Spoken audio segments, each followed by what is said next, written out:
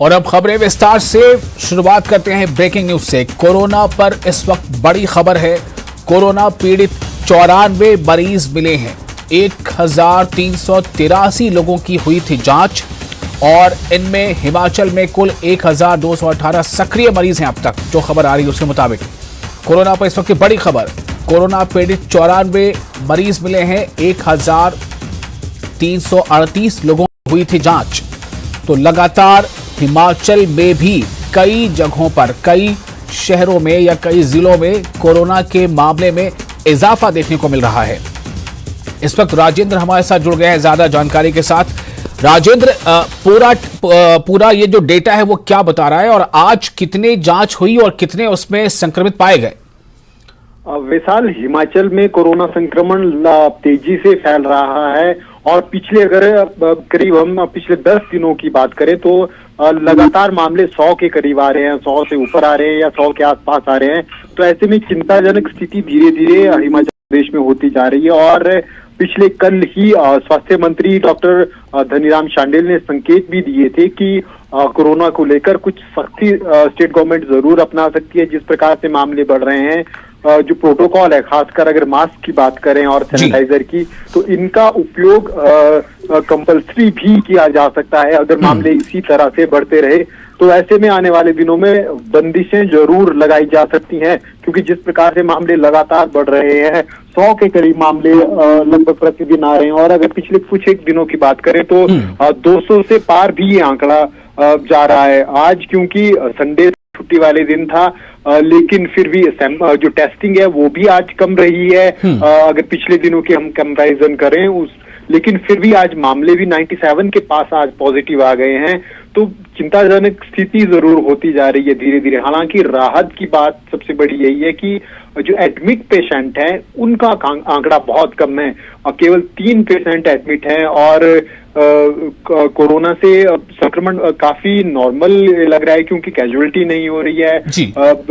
बहुत कम, पिछले दिनों सिर्फ एक आदमी की मौत हुई है। तो ये राहत वाली खबर हिमाचल के लिए जरूर है कि गंभीर संक्रमण नहीं है, लेकिन संक्रमण तेजी से फैल रहा है, ये चिंता का विषय जरूर बना हुआ है।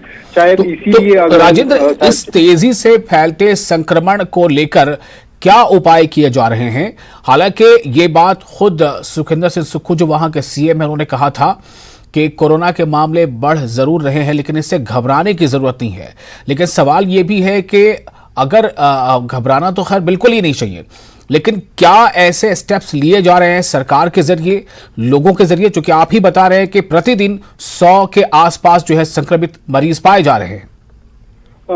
प्रदेश सरकार की तरफ से कुछ एक कदम तो जरूर उठा दिए गए, जैसे जो बड़े अस्पताल हैं, मेडिकल कॉलेजेस हैं, वहां पर कैंपस के अंदर मास्क कंपल्सरी कर दिया गया है ताकि संक्रमण एक व्यक्ति से दूसरे व्यक्ति को ना फैले, क्योंकि भीड़ ऐसे स्थानों पर हमेशा रहती है। तो ये आईजीएमसी शिमला में आदेश जारी कर दिए गए हैं प्रिंसिपल की तरफ से और जो मेडिकल कॉलेज हैं वहां पर भी मास्क को लेकर सख्ती अपना दी गई है। और इसके अलावा बार बार ये जो बड़े डिग्निटरीज हैं, चाहे वो मंत्री, स्वास्थ्य मंत्री हैं, चाहे मुख्यमंत्री हैं, ये मास्क की अपील की जा रही है कि जब आप भीड़ भाड़ में जा रहे हैं तो मास्क का प्रयोग जरूर करें और एक प्रोटोकॉल अपनी तरफ से सावधानी बरतने की अपील लोगों से की गई है ताकि कम से कम ये संक्रमण फैल सके और लोग ज्यादा से ज्यादा सुरक्षित रह सके।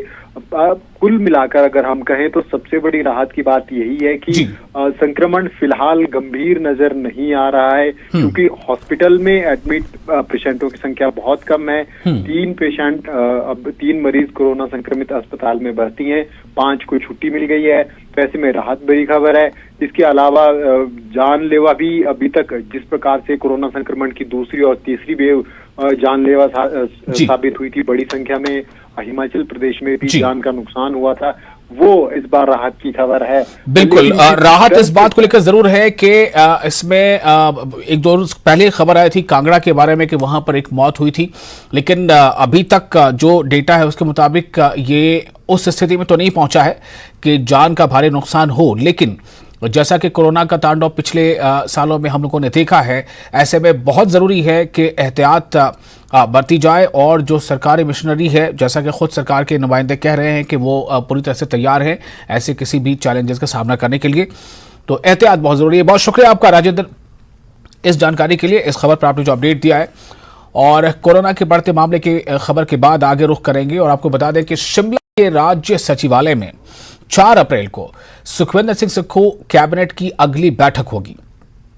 और इस बैठक की अगुवाई सीएम सुक्खू करेंगे। बैठक में कई अहम और बड़े फैसलों पर मुहर लग सकती है, तो ये भी एक अहम खबर है। चूंकि 4 अप्रैल को जो बैठक होने वाली है ये कैबिनेट की बैठक है। जाहिर है कि कैबिनेट की बैठक का मतलब ही होता है कि उसमें कई अहम फैसले लिए जा सकते हैं। तो ये कैबिनेट की अगली बैठक अगर 4 अप्रैल को हो रही है तो इसके बारे में फिलहाल सूत्रों से क्या पता चला है, किन खास मुद्दों पर इसमें चर्चा होगी और किन खास मुद्दों पर इसमें कोई फैसला लिया जा सकता है। क्या उसमें कोरोना के बढ़ते मामलों पर भी डिस्कशन होगा, बहुत सारे और दूसरे मामले हैं, इस पर भी हम बातचीत करेंगे। राजेंद्र हमारे साथ लगातार बने हुए हैं। राजेंद्र, इस बैठक के अहम मुद्दे क्या हो सकते हैं और किन किन मामलों को लेकर कुछ फैसला आने की उम्मीद है? बिल्कुल वैशाल, कोरोना संक्रमण के ऊपर भी हल्की चर्चा इस बैठक में हो सकती है। मास्क को लेकर ये कहा जा सकता है, लोगों से अपील की जा सकती है बैठक के बाद कि मास्क, क्योंकि सबसे बड़ा अगर अभी तक का जो बचाव का माध्यम कोरोना संक्रमण से आया है वो मास्क ही है। इसके अलावा अगर कैबिनेट की और एजेंडों की बात करें तो कंटिन्यूटी में ये बैठक लग रही है। जो पिछली कैबिनेट बैठक थी, जिस प्रकार से इन्वेस्टमेंट ब्यूरो का गठन किया गया था हिमाचल प्रदेश में इन्वेस्टमेंट को लाने के लिए और तमाम इंडस्ट्रियलिस्ट को सुविधा प्रदान करने के लिए, निवेशकों की ताकि निवेशकों को इधर उधर ना जाना पड़े, एक ही स्थान पर सारी परमिशंस का समाधान निवेशकों का हो सके। और जिस प्रकार से मेडिकल कॉर्पोरेशन का परचेजिंग के लिए गठन किया गया था, तो इसी प्रकार से कुछ और फैसले इस कैबिनेट में देखने को मिल सकते हैं, क्योंकि लगातार प्रदेश सरकार कोशिश कर रही है कि प्राइवेट इन्वेस्टमेंट को ज्यादा दिक्कत इन्वेस्टर्स को ना हो। और जो ये परचेजिंग वाला प्रोसेस है या कंस्ट्रक्शन वाला प्रोसेस है, जिस प्रकार से टेंडर की प्रक्रिया को शॉर्ट कर दिया है, 1 महीने के अंदर टेंडर निपटाने के आदेश दे दिए गए हैं, इसी प्रकार के निर्णय हम इस कैबिनेट बैठक में भी जो आने वाली है इसमें देख सकते हैं। इसके अलावा नौकरियों का पिटारा जरूर खुल सकता है। जिस प्रकार से चाहे वो जल शक्ति विभाग में जिस प्रकार से स्टेटमेंट विधानसभा में जल शक्ति मंत्री और उप मुख्यमंत्री मुकेश अग्निहोत्री ने दी थी भर्तियों की, तो वो बात भी उसके लिए जो एक प्रदेश सरकार से कोशिश सरकार की तरफ से की जा रही है कि आउटसोर्स पे कर्मचारियों को ना रखकर किसी नीति और नियम के तहत कर्मचारियों को बिल्कुल। बहुत शुक्रिया आपका राजेंद्र तमाम जानकारी के लिए। तो 4 अप्रैल को जो कैबिनेट की बैठक होगी ये बहुत अहम है कि क्या उस बैठक में बढ़ते कोरोना के मामलों को लेकर भी कोई खास रणनीति का फैसला लिया जाएगा, क्या मास्क को कंपलसरी किया जा सकता है या फिर ये कि नौकरियों को लेकर कुछ पिटारा खुल सकता है। ऐसे कई मामले हैं जो 4 अप्रैल की बैठक में सामने आ सकते हैं। कैबिनेट की बैठक के बाद इस फैसले का ऐलान हो सकता है। आगे बढ़ते हैं, एक और अहम खबर की तरफ नजर डालते हैं। शिमला के मशोबरा के पास स्थित 173 साल पुराना राष्ट्रपति निवास 23 अप्रैल से आम लोगों के लिए खोल दिया जाएगा। राष्ट्रपति द्रौपदी मुर्मू अप्रैल में शिमला प्रवास पर आ रही हैं और इस दौरान वो आधिकारिक रूप से इस ऐतिहासिक धरोहर को आम जनता के लिए खोलने की घोषणा करेंगी। ये जानकारी राष्ट्रपति के अतिरिक्त सचिव डॉक्टर राकेश गुप्ता ने मशोबरा में इस संबंध में आयोजित एक बैठक की अध्यक्षता करते हुए दी। उन्होंने कहा कि देश विदेश से आने वाले पर्यटक निर्धारित प्रवेश शुल्क पर यहां भ्रमण कर सकेंगे।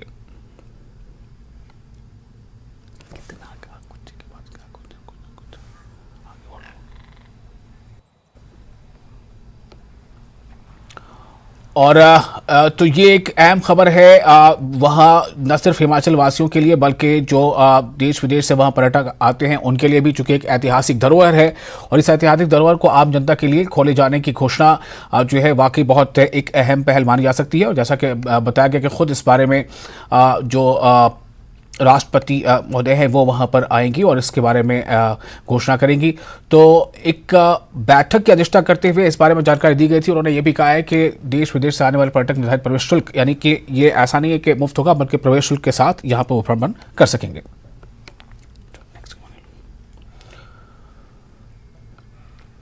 प्रदेश की सुक्खू सरकार ने 1 महीने में लोगों को 1226 करोड़ रुपए की रिकॉर्ड मुआवजा राशि वितरित की है।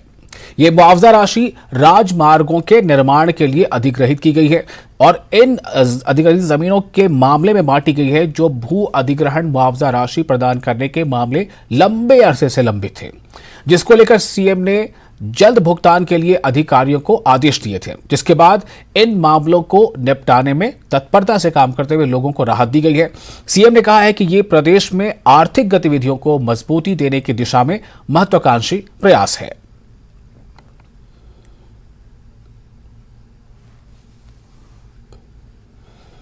मुख्यमंत्री सुखविंदर सिंह सुक्खू ने Himachal Pradesh power transmission corporation limited यानी HPPTCL की ट्रांसमिशन लाइनों के जरिए राजस्व बढ़ाने की आवश्यकता पर बल दिया है। शनिवार देर शाम आयोजित एक बैठक की अध्यक्षता करते हुए मुख्यमंत्री ने कहा कि कॉर्पोरेशन अपनी टेंडर प्रक्रिया की अवधि को कम कर निर्माण कार्य में तेजी लाए ताकि राज्य को अधिक से अधिक राजस्व प्राप्त हो सके और लोगों को इसका फायदा मिल सके।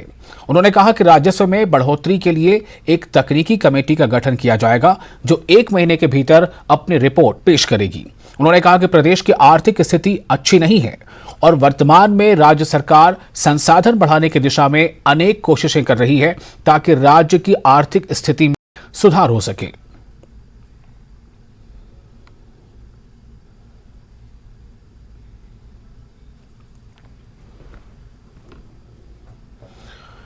और अगली खबर, कांग्रेस नेता राहुल गांधी की संसद सदस्यता खत्म करने के विरोध में युवा कांग्रेस का प्रदेश भर में विरोध लगातार जारी है। नाहन में युवा कांग्रेस के कार्यकर्ताओं ने मशाल जुलूस निकाला। इस मशाल जुलूस में बड़ी संख्या में युवा कांग्रेस के कार्यकर्ता मौजूद रहे। युवा कांग्रेस के प्रदेश महासचिव ओपी ठाकुर और जिला अध्यक्ष वीरेंद्र जालटा ने कहा कि राहुल गांधी की संसद सदस्यता खत्म करना सीधे तौर पर तानाशाही और लोकतंत्र की हत्या है। अगर राहुल गांधी की सदस्यता को बहाल नहीं किया गया तो युवा कांग्रेस और उग्र प्रदर्शन करेगी।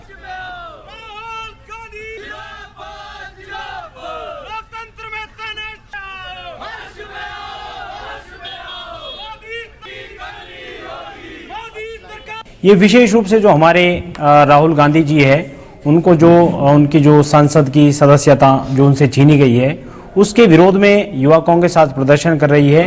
और जिस प्रकार से जो मोदी सरकार है इन्होंने जो एक तानाशाही रवैया अपनाकर राहुल गांधी जी की जो सदस्यता छीनी है यह बहुत दुर्भाग्यपूर्ण है और युवा कांग्रेस इसकी कड़ी शब्दों में निंदा करती है। जिस तरह से केंद्र की मोदी सरकार के द्वारा लोकतंत्र को खत्म किया जा रहा है, आज केंद्र की मोदी सरकार के खिलाफ लोकतंत्र को बचाने के लिए पूरे प्रदेश के अंदर, पूरे प्रदेश के जिला मुख्यालयों के अंदर प्रदेश युवा कांग्रेस आज मशाल जुलूस निकाल रहा है।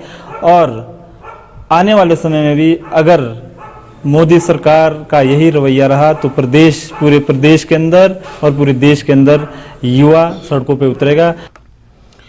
आगे बढ़ते हैं। बिलासपुर के भराड़ी में प्राचीन समय से चला आ रहा अजमेरपुर ग्रीष्मोत्सव का हिमाचल प्रदेश के पूर्व मुख्यमंत्री प्रेम कुमार धूमल ने शुभारंभ किया। इस दौरान पूर्व मुख्यमंत्री प्रेम कुमार धूमल ने मीडिया से बातचीत करते हुए कहा कि कांग्रेस पार्टी के पूर्व अध्यक्ष राहुल गांधी पर निशाना साधा। उन्होंने ये भी कहा कि 2013 में सुप्रीम कोर्ट के आदेश पर लालू प्रसाद यादव सहित 4 MP और 39 विधायकों की सदस्यता रद्द कर दी गई थी। तब कांग्रेस पार्टी के नेता चुप्पी साधे हुए थे, लेकिन अब कोर्ट के आदेश पर राहुल गांधी की लोकसभा सदस्यता रद्द होने पर कांग्रेस पार्टी नेता इसके खिलाफ जुट गए हैं।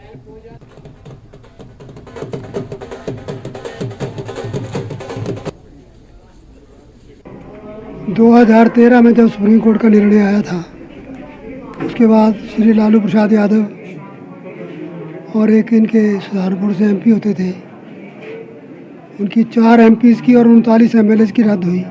तब कांग्रेस ने रिस्टोर क्यों नहीं की? कोर्ट का निर्णय है, कोर्ट ही रिस्टोर कर सकता है। उसका बेस्ट वे आउट यही था कि वो अपील करें। हायर कोर्ट अगर सज़ा को स्टे करता है और सज़ा ही नहीं कन्विक्शन को भी स्टे करे।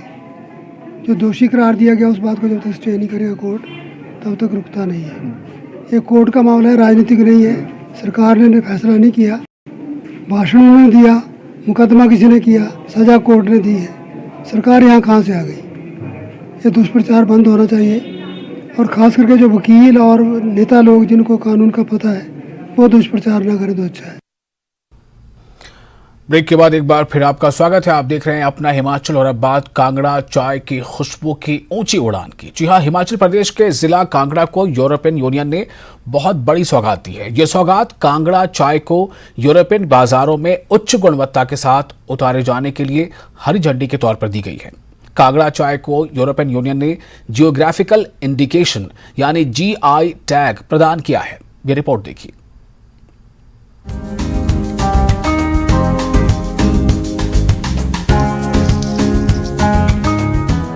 कांगड़ा चाय का जायका अब पूरे यूरोप में पहुंचेगा, क्योंकि कांगड़ा चाय को यूरोपियन यूनियन ने GI टैग दे दिया है। इसकी पुष्टि बाकायदा भारत में मौजूद EU डेलीगेशन ने ट्वीट करके दी। अपने ट्वीट में उन्होंने लिखा है, कांगड़ा चाय को अब GI टैग मिल चुका है। ये हिमालय की गोद में धौलाधार की पहाड़ियों में समंदर की ऊंचाई से 900 से 1400 मीटर की ऊंचाई पर उगाई जाती है, जो अपने बेहतर स्वाद के लिए पूरी दुनिया में मशहूर है।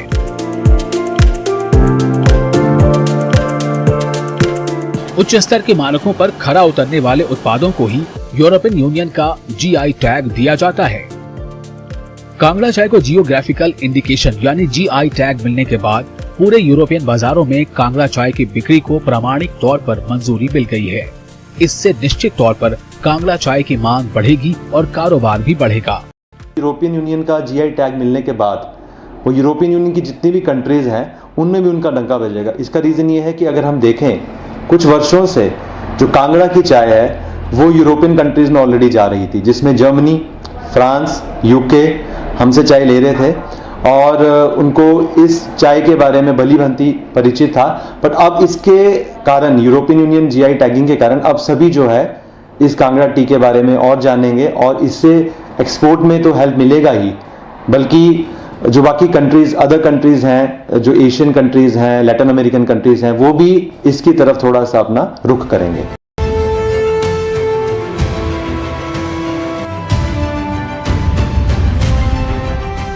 यूरोपियन यूनियन से GI टैग के लिए हिमाचल सरकार ने कोशिश की थी, जो अब कामयाब हो गई है।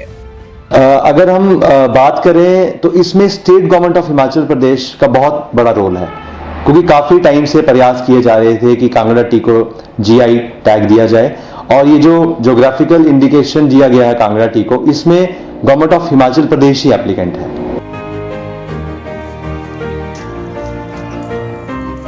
बता दें 1990 से लेकर 2002 तक कांगड़ा चाय उद्योग बुलंदियों पर था और हर साल यहां पर 10 लाख किलो से अधिक चाय का उत्पादन हो रहा था और विभिन्न क्षेत्रों के प्रयासों के चलते कांगड़ा चाय की पैदावार एक बार फिर बढ़ने लगी है।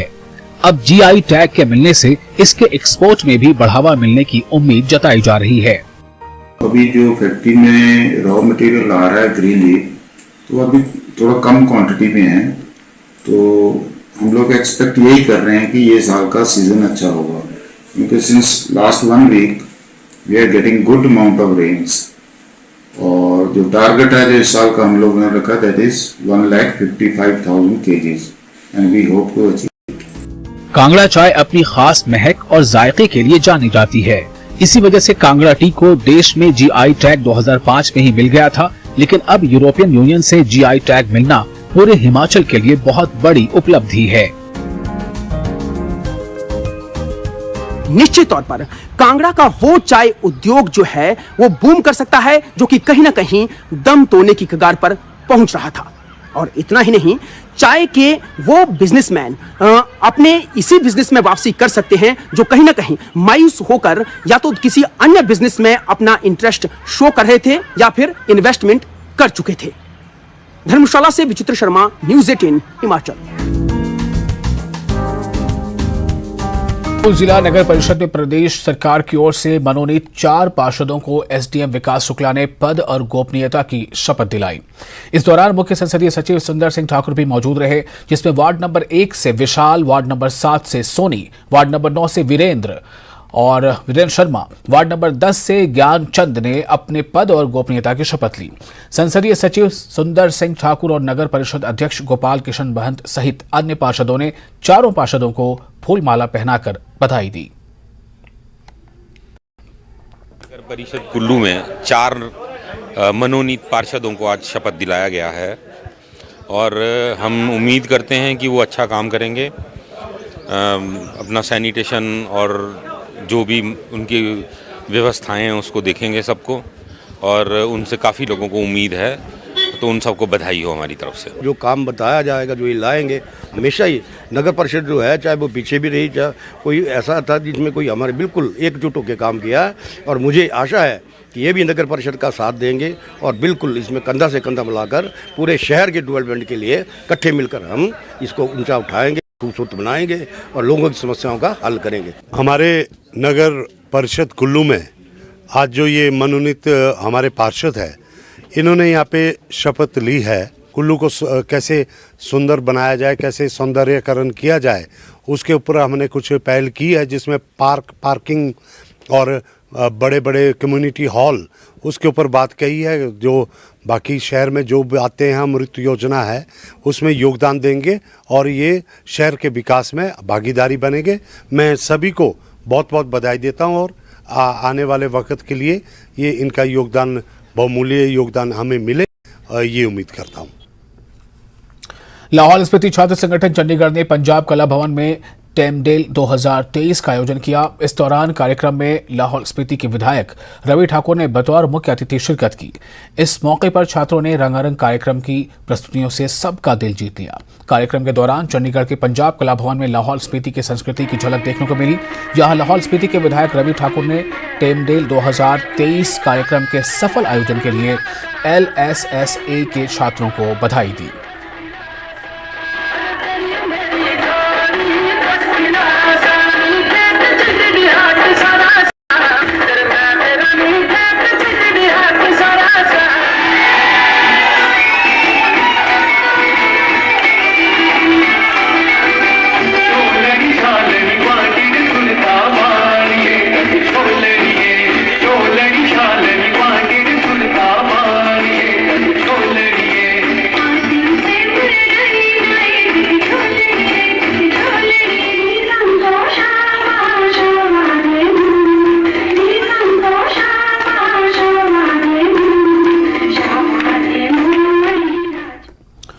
और लाहौल घाटी के शोलिंग गांव पहाड़ियों पर हिमस्खलन हो गया। ये हिमस्खलन चंद्रा नदी के वाम तट के पहाड़ियों पर हुआ। तस्वीरों में आप देख सकते हैं किस तरह से बर्फ के बड़े गुबार को इस पे आप देखें। ये गुबार गांव के आसपास तक भी पहुंचे।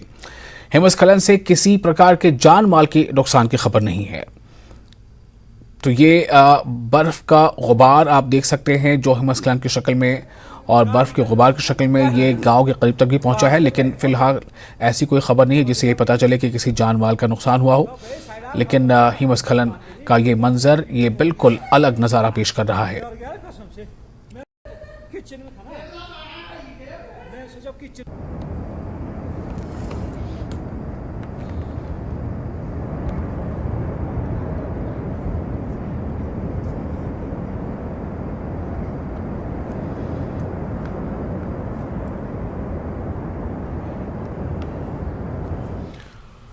और इसी के साथ अपना हिमाचल में फिलहाल इतना ही, लेकिन न्यूज़ 18 जम्मू कश्मीर, लद्दाख, हिमाचल पर लगातार बड़ी और अहम खबरों का सिलसिला जारी रहेगा।